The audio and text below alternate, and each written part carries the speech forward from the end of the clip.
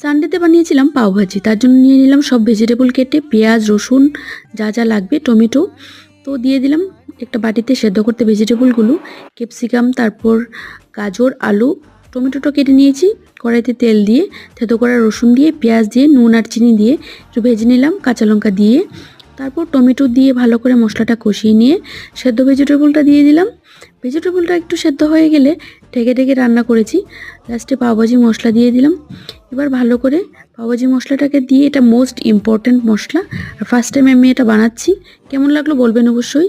তারপর মশলাটা কষিয়ে ঝোল দিয়ে একটু বসিয়ে দিলাম ঢেকে, তারপর একটা মেশার দিয়ে ভালো করে মশলাটাকে মানে ভেজিটেবলটাকে ম্যাশ করে নিলাম। লাস্টে বাটার আর ধনেপাতা ছড়িয়ে কমপ্লিট। আর ব্রেডটাকে আমি একটু বাটার দিয়ে ছেঁকে নিলাম জাস্ট হালকা করে, তারপর কমপ্লিট গরম গরম সার্ভ করে নিলাম। আমার হাজব্যান্ড বলেছে ফার্স্ট টাইম রান্না করেছি কিন্তু